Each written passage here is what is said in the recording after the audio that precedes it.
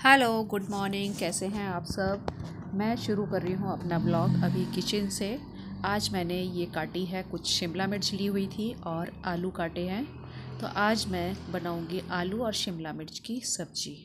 तो सुबह का मैं मौसम नहीं दिखा पाई, बहुत कुछ नहीं दिखा सकी, तो सोचा चलो यहाँ से किचन से ही शुरुआत कर लेते हैं। अभी मैं ये प्याज इसमें काट के डाल के भून रही हूँ और इसमें मैंने एक हरा मिर्च डाला है। हरा मिर्च मैं अक्सर डाल देती हूँ जब भी मुझे सीजन में मिलता है, तो इससे स्वाद बहुत अच्छा बन जाता है। और ये मैंने वही कढ़ाई ली है। तो अभी क्या कर रही हूँ मैं कि एक हाथ से मैंने कैमरा पकड़ा हुआ है और एक हाथ से करछुल चला रही हूँ, तो उसमें मुझे थोड़ा सा परेशानी भी हो रही है, पर ठीक है, कभी कभी ऐसे काम कर लेना चाहिए। जब जगह कम है तो आप एक हाथ में कैमरा पकड़ के, शुरू में दिक्कत हो सकता है, वो फिर मेरी आदत पड़ जाए इस तरह से काम करने में। और मैं आपको ये बताऊं, एक तो मेरे को कैमरा देखना पड़ रहा है, दूसरी चीज़ मेरी आई साइट काफ़ी वीक है, तो उससे भी मुझे प्रॉब्लम होता है। अभी मैंने वैसे नया चश्मा बनवाया है, और लेकिन इस वक्त मैं पुराना पहन कर देख रही हूँ, तो कैमरे में देखना फिर कढ़ाई में देखना। हल्दी मिर्च पाउडर, सूखा धनिया पाउडर, गरम मसाला, अभी इतनी चीज़ें डाली है। नमक इसमें मैंने नहीं डाला है, तो इनको भून लेती हूँ थोड़ी सी। मैंने यहाँ पर इसको फ्लेम तेज कर दिया है थोड़ा, ताकि इसमें थोड़ा मैंने जो पानी डाला वो जल्दी से फटाफट से हो जाए। रखा हुआ है मैंने साइड में।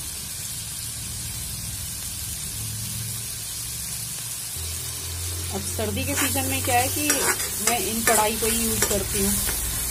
बाकी ये जब बारिश का सीजन आता है ना, तब ये इनको बंद कर देती हूँ इस्तेमाल करना। तो अभी फिलहाल यही कढ़ाइयाँ चलेंगी मेरी। डाल देती हूँ इसमें थोड़ा सा। एक हाथ से मैंने कैमरा पकड़ाया असल में, तो इसको डायरेक्टली उठा के डाल देती हूँ इसमें। इसको मिक्स करूँगी अच्छी तरीके से। कैमरे का भी ध्यान रखना है और करछुल का भी ध्यान रखना है। थोड़ा सा मुझे ये दिक्कत होती है इसमें, तो खाना तो बनाना बन ही जाएगा। अब इसमें डालूंगी मैं आलू।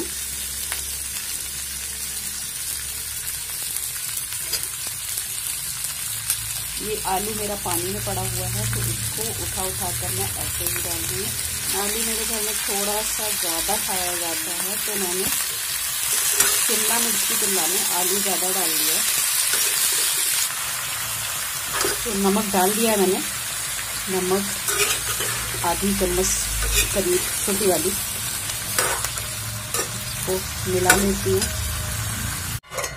इसको कवर करके इस तरीके से, जैसे कि सभी सूखी सब्जियां बनाई जाती है, मैं उसी तरीके से पका रही हूँ। बीच बीच में इसको चलाती रहूंगी, भून लूंगी, फिर कंप्लीट बन जाएगी सब्जी मेरी। बीच में मैंने ये चाय ली है। एक बीच बीच में आजकल चाय बननी शुरू हो गई, कभी काम के बीच में, क्योंकि सर्दी शुरू हो गई है। और चाय पीने के बाद मैं आ गई हूँ अंदर। ये मैं बीच में काम रोक कर चली गई थी चाय पीने के लिए, तो आकर मैंने दोबारा से अपना पोछा जो बचा हुआ था मेरा लगाना शुरू किया है। ये मेरे पास वैसा है पोछा जो आजकल चल रहे हैं ना, खड़े होने वाले, क्योंकि कमर में पेन की वजह से मेरा बार बार उठना बैठना ज़मीन पर नहीं हो पाता है।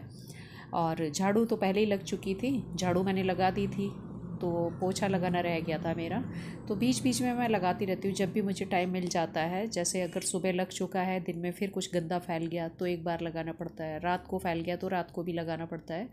तो अभी तो फ़िलहाल ये सुबह वाला था, मैं आधा लगा चुकी थी, झाड़ू भी लग चुकी थी और पोछा रह गया था बीच में छूटा हुआ, तो वो पोछा मैं लगाने के लिए अंदर आ गई हूँ। तो सामान ज़्यादा है, जगह जगह रखा हुआ है, सभी का सामान होता है, तो उस वजह से घर में जो है ना, ये सारा बिखरा बिखरा पड़ा रहता है। तो इस तरफ अभी मैंने कमरा नहीं लगाया है, और ये वाला लग चुका था, तो टेबल इसका। और बगल में जो मेरा गर्म कपड़े आजकल निकाल रखे हैं, वो भी नहीं लग पा रहे, क्योंकि सर्दी भी उस तरह से तेज़ी नहीं पकड़ पा रही जिसके लिए आप सारा ही कपड़े निकाल कर रख ले।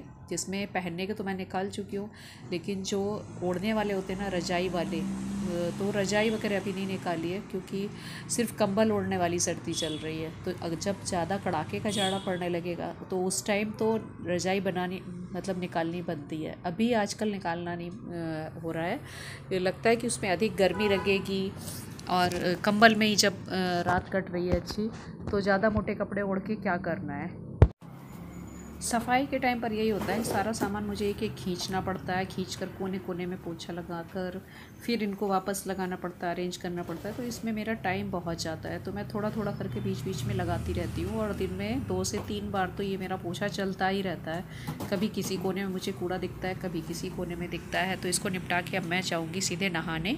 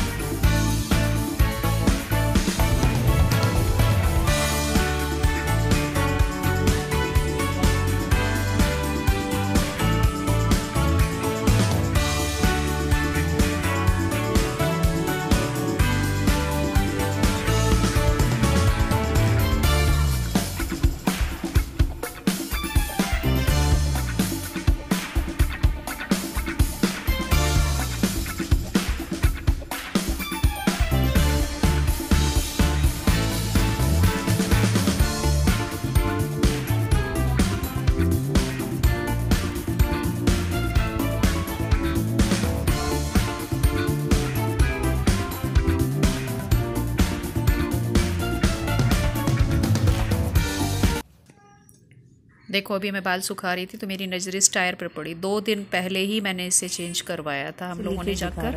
ये बैठ चुका है टायर फिर से और इसमें हो गया पंचर। और मालूम मुझे लग रहा है पंचर क्यों हुआ, इस गाड़ी के नीचे अभी अभी मैंने एक बहुत बड़ा चूहा देखा है। चूहे की समस्या मेरे घर में बहुत ज़्यादा है, इतने चूहे आते हैं।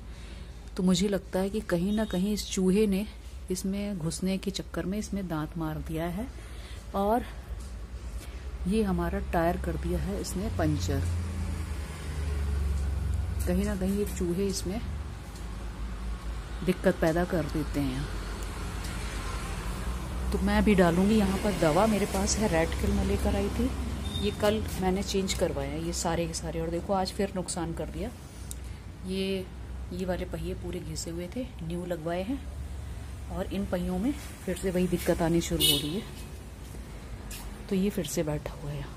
ये अभी मैंने देखा एक बड़ा चूहा इसके नीचे घुसा है, मतलब जो हमारा ये बोनट है ना, बोनट के नीचे भागते हुए मैंने देखा। मैं यहाँ पर धूप ले रही थी, बालों को सुखा रही थी नहा करने के लिए, तो मैंने चूहे को देखा है अभी नीचे जाते हुए।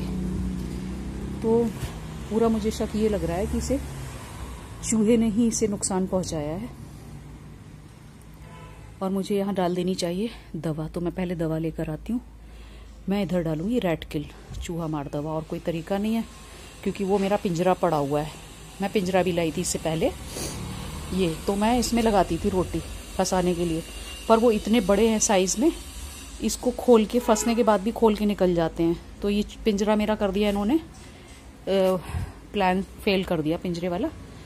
और अब मुझे रेड किल के अलावा यहाँ उपाय नहीं है। बगल की ज़मीन खाली है तो वहाँ से बड़े बड़े चूहे आते हैं और बहुत सारे लोग पिंजरों में बंद करके हमारे घर के बगल वाले प्लॉट पे छोड़ के भी जाते हैं चूहों को। तो वो सारे चूहे हमारे घर में ही हमला बोलते हैं, हर तरह से बहुत नुकसान करते हैं, बहुत ज़्यादा हर चीज़ का। तो फटाफट से मैं पहले यहाँ रेड किल डालती हूँ, इनका इंतज़ाम करूँ वरना मैं भूल जाऊँगी। ये है मेरे पास दवा, इसे मैं लाई थी करीब 10 दिन पहले, क्योंकि तब भी मुझे यहाँ चूहे के लिए डालनी पड़ी थी। तो जब मैं बेटे के साथ निकली थी तो पास की दुकान से लेकर आई थी। और चूहा रहता है यहाँ पर गाड़ी के नीचे इधर, तो मैं इसे खोलूँगी और डाल दूँगी दवा। मेरा असली चोर जो निकला ना, गाड़ी पंचर करने वाला, वो मुझे चूहा ही लग रहा है। और बाकी तो समझ ही नहीं आ रहा कितनी जल्दी टायर एक साथ मेरे पंचर कैसे हुए। बहुत दिन हो गए इससे परेशानी से सामना करते करते, लेकिन ये पंचर वाली समस्या हमारे पीछे इस तरह लग गई है पिछले कुछ टाइम से, जैसे बस एक टायर ठीक कराओ दूसरा हो जाता है, दूसरा कराओ तीसरा हो जाता है, समझ ही नहीं आ रहा। और यहाँ पर ये मैं कल में ना कुकर लग जाने से, क्योंकि किचन छोटा मैंने ध्यान नहीं दिया, मेरी लापरवाही थी, ये जल भी गई थी। जो निशान दिख रहा है तो मेरे हाथ में यहाँ पर काफ़ी जलन भी हो रही है। तो तकलीफ़ पर तकलीफ़ कुछ ना कुछ बढ़ी हुई है। मुझे बहुत ख़राब लगता है जब गाड़ी से ये कबीर को कुछ नई दिक्कत पड़ जाती है। ये हमेशा टायर चेंज तो इनको ही करना पड़ता है, कभी ये पंचर कभी वो, फिर टाइम तो लगता ही है, एनर्जी भी लगती है ना आपकी उतनी। तो अब ये आगे वाला टायर तो कभी हम लोगों ने चेंज किया नहीं, हमेशा पीछे वाला करते थे और इसको मिस्त्री से करवाया करते थे। जब भी शॉप पर ले जाते थे तो शॉप में मिस्त्री ने, कारीगर ने तो किया है, लेकिन घर में खड़े खड़े ये जब पंचर हो गई तो आगे वाला पहली बार हमको आगे वाला चेंज करना पड़ रहा है। इसके पहले ज़रूरत नहीं पड़ी थी। किसी तरह गाड़ी को दुकान पर ले गए थे पिछली बार तो वहाँ पर ही मैकेनिक ने कर दिया था, इसको ठीक चेंज कर दिया था आगे वाला टायर। लेकिन अब ये इस बार हम लोगों को करना है। गाड़ी भी नीची है तो देखते हैं, टाइम लग रहा है, कितनी देर में होती है, सफल हो पाते हैं हम लोग खुद से निकालने में या नहीं, क्योंकि पीछे वाले टायरों की तो हमें प्रैक्टिस है, आगे वाले की नहीं है। देखिए परेशानी आई तो टायर का काम तो चलता रहेगा, लेकिन मैं आप लोगों से फिर से वही अपनी रिक्वेस्ट स्पीच कर लेती हूँ कि अगर आप लोग मेरा चैनल देख रहे हैं तो मेरे चैनल को सब्सक्राइब कर लीजिए, वीडियो को लाइक कर दीजिए और फैमिली फ्रेंड्स में शेयर करना ना भूलिए। हमारी समस्याएं, हमारी खुशियां, हमारे जो परेशानियां हैं, हर चीज़ हम अपने चैनल पर शेयर करते हैं। हमारी जो भी लाइफ में घटना घटित होती है, अगर हम एंजॉय करते हैं, कहीं सेलिब्रेट करते हैं, वो भी इसमें आप लोग के साथ शेयर करती है। और घर में अगर ये प्रॉब्लम चल रही है कुछ दिनों से तो मैं लगातार इसको भी बराबर आप लोग के साथ शेयर कर रही हूँ।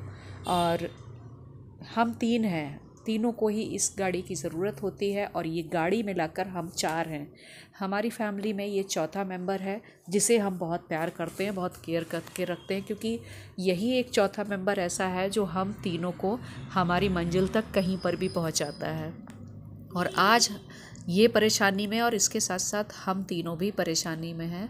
तो हो ये रहा है कि इसको कैसे ठीक किया जाए। हमारे पास हाल फ़िलहाल में कोई नज़दीक मैकेनिक नहीं है। इससे पहले हमारा जब आगे वाला टायर जब पंचर हुआ, ख़राब हुआ, एक साथ तीनों हुए थे, तो हम मार्केट में थे और नज़दीक के एक मैकेनिक पर ठीक कराया था इसको। इसमें पुराना टायर लगवा लिया था, जो मैंने पिछली वाले व्लॉग में बताया था आप लोगों को। लेकिन अब ये घर में लाने के बाद रात को ही खड़े खड़े, जब अभी दोपहर में देख रही हूँ तो उस वक्त इसकी हवा निकली हुई देखिए, पूरा ये बैठा हुआ था टायर। तो अब ये करना पड़ेगा हम लोगों को घर में ही। और कबीर के अलावा तो इतने आइडिया किसी के पास होते नहीं है गाड़ी का टायर कैसे चेंज करना है, क्या करना है। तो इसको निकाल रहे हैं और उतना आपके पास टायर लगाने के लिए ज़मीन की जो जगह होती है, गैप आता है जैक लगाने के बाद, वो मिलना चाहिए। वो हमारी गाड़ी में नहीं मिल पा रहा, क्योंकि जो शॉपकीपर होते हैं ना, जो मैकेनिक होते हैं, उनके पास होते हैं शायद बड़े वाले जैक। तो बड़े वाले जैक से वो गाड़ी कितनी भी उठा लेते हैं, ऊपर हवा में आ जाती है, तो टायर को लगाने में आसानी होती है। लेकिन हमारे पास छोटा वाला जैक है और उस जैक से काम बन पाता है या नहीं ये मालूम नहीं। तो हटा कर कबीर कई जगह लगा रहे हैं। नया टायर हवा भरे होने की वजह से उस गाड़ी की स्पेस में फ़िट नहीं हो पा रहा है। लगाने की ट्राई कर रहे हैं लेकिन वो फिट हो नहीं पा रहा है।